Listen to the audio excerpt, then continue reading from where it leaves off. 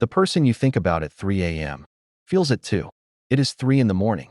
The whole world is asleep. The room is dark and quiet and still. But your mind is anything but quiet. Because there is a person. There is always a person. And no matter how many times you tell yourself to stop, no matter how many times you close your eyes and try to think about something else, anything else, they are there. Their face, their voice, a memory, a moment, something they said once that you have replayed 1,000 times without meaning to. And here is the question that is keeping you awake right now. The question you will not say out loud to anyone because it feels too vulnerable, too exposed, too much like hoping for something you are not sure you are allowed to hope for. Are they thinking about you too? Stay with me through every minute of this video.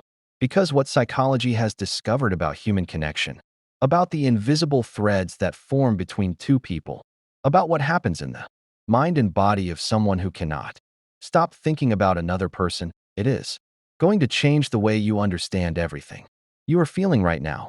And I promise you, what I share with you before this video ends is going to feel like someone finally gave you the answer you have been searching for. Welcome to psychotherapy. This is your safe space for real answers, honest psychology, and the kind of truth that your heart has been waiting to hear. If you are new here, I am so glad you found us tonight. Hit that subscribe button right now because every single week, we create videos that help you understand yourself, understand others, and heal in ways that actually last. Join our family. We are so glad you are here. Now let us talk about 3 a.m. and what it really means. The first thing psychology wants you to understand is this.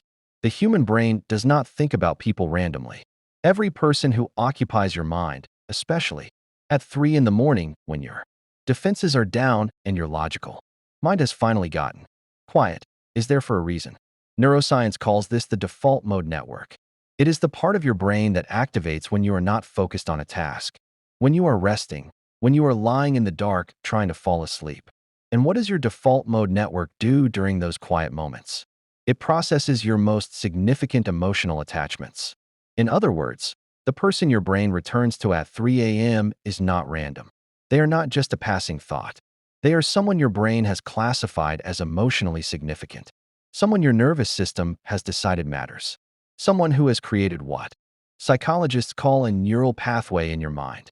A groove worn deep by repeated thought, by emotional investment, by a connection that your brain simply refuses to file away as finished. You are not overthinking. You are not being dramatic.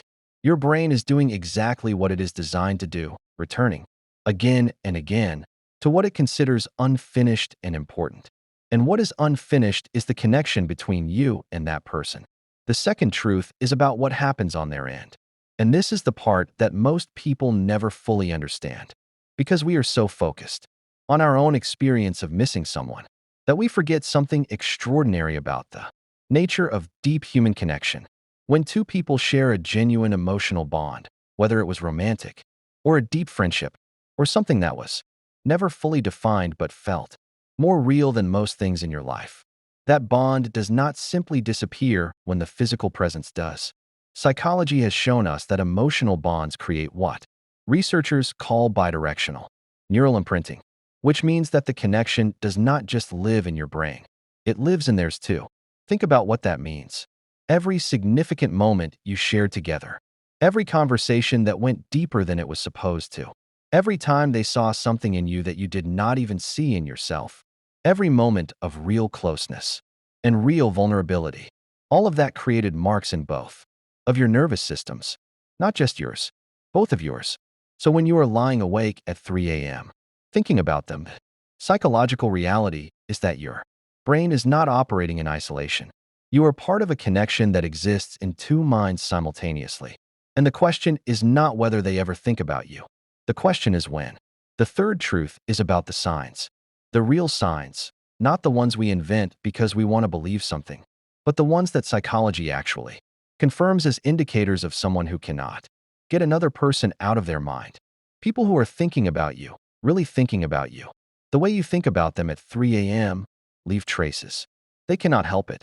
The human psyche is not designed for perfect concealment of significant emotional attachment.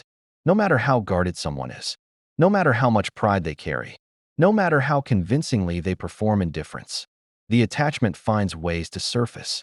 They reach out for reasons that do not quite add up. A random message about something small.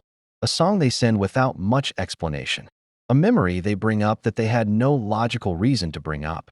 These are not coincidences. These are the moments when the 3 a.m. thoughts they have been carrying finally find a way out. Through the smallest, lowest risk opening they can find. They remember things you said. Things you mentioned once in passing that most people would forget immediately. But they remember because someone who is thinking about you regularly is also replaying your conversations. They are noticing things about you. They are holding on to the details of who you are in a way that only happens when someone truly occupies your mind. The fourth truth is something that might surprise you, and it is backed by some of the most fascinating research in the psychology of human connection. Physical distance does not diminish emotional connection. In fact, for two people who share a genuine bond, distance often intensifies it. There is a psychological phenomenon called reactance theory, which explains that when we lose access to something or someone that matters to us, our desire for that thing or person actually increases, not decreases, increases. The brain interprets absence as scarcity, and scarcity is value. So the further away someone is from us, physically, emotionally, circumstantially, the more our minds tend to reach for them in the quiet moments. This is why 3 a.m. is so powerful. During the day you are busy. You have things to do, places to be, distractions available. But at 3 a.m., when the distractions are gone and the world has gone quiet, what remains is what is real. What remains is who actually matters to you. And if they are thinking about you too, and the psychology suggests that for genuine connections, they very likely are, then somewhere right now, in their own dark and quiet room, they are having their own version of this moment. Two people, separated by whatever distance or circumstance stands between them, both awake, both thinking, both feeling something they cannot quite put into words, both wondering the same thing you are wondering right now. The fifth truth is about why this happens, why the 3 a.m. thoughts are so much more intense than the daytime ones. And understanding this will help you stop feeling like there is something wrong with you for lying awake thinking about someone who may not even know you are thinking about them.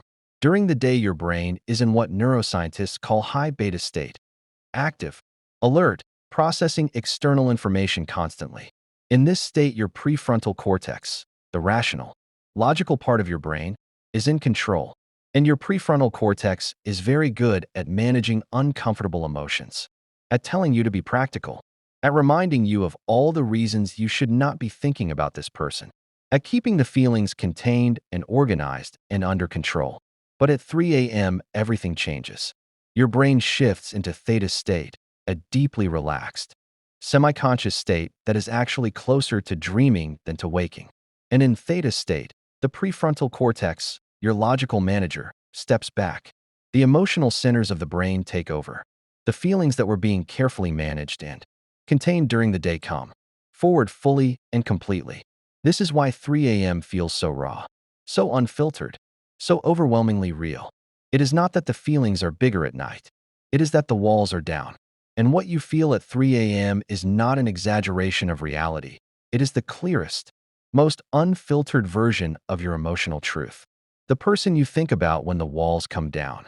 That is who truly matters to you. The sixth truth is the one I want you to carry with you after this video ends. Because this is the truth that holds everything else together. Connection does not require proximity, and feeling does not require permission.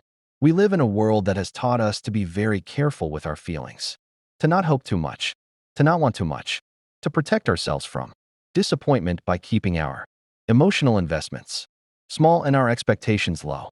And there is some wisdom in that, some necessary self-protection that comes from having been hurt before. But there is also something that gets lost when we follow that rule too strictly.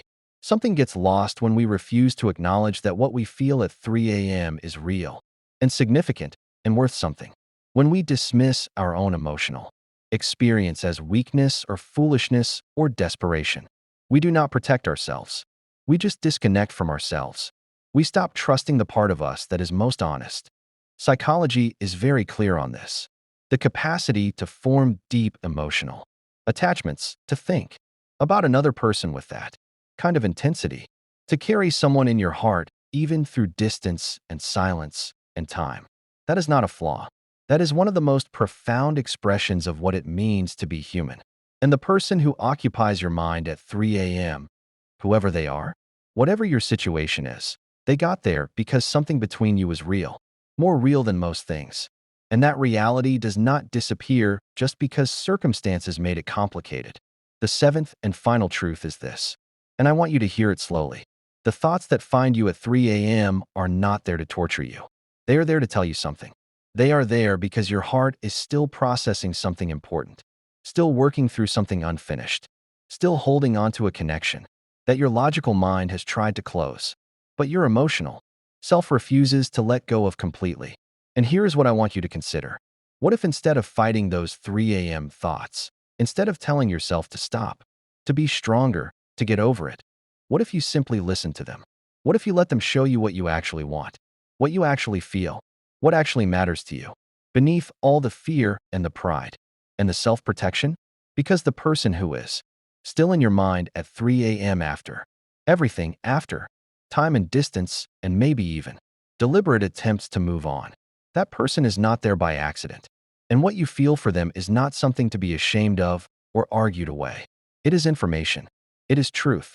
It is your heart telling you in the most honest language it knows that this connection meant something, still means something, and that somewhere in their own quiet darkness, the very same truth is finding them too.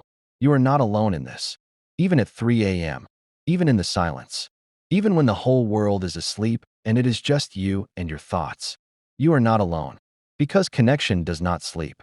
And love, in all of its complicated and unfinished and beautiful forms, does not turn off when the lights go out. Before you go, I need to ask you something. And I want you to answer honestly, in the comments right now. Who is the person you think about at 3 a.m.? You do not have to say their name. Just tell me. Is it someone from your past? Someone in your present? Someone complicated? Someone you wish things were different with? Tell me in the comments below. Your answer is safe here. And it might be exactly what someone else who is lying awake tonight needs to read to know that they are not alone in what they are feeling. If this video reached something inside you tonight, something you have been carrying quietly and alone, please share it. Share it with the person who comes to mind when you read that sentence. Share it with the friend who is going through something they have not been able to say out loud. Share it with anyone who is awake at 3 a.m. wondering if the person they cannot stop thinking about is thinking about them too. And if you are not yet part of our psychotherapy family, please subscribe right now. Every single week, we bring you real psychology, real healing, and real truth about the things that matter most. Hit subscribe and turn on the bell so you never miss a video. This is psychotherapy. And wherever you are watching this from, whether it is 3 a.m. or 3 in the afternoon, I want you to know what you feel is real, what you carry matters, and you deserve to be thought about just as deeply as you think about others. We will see you in the next one.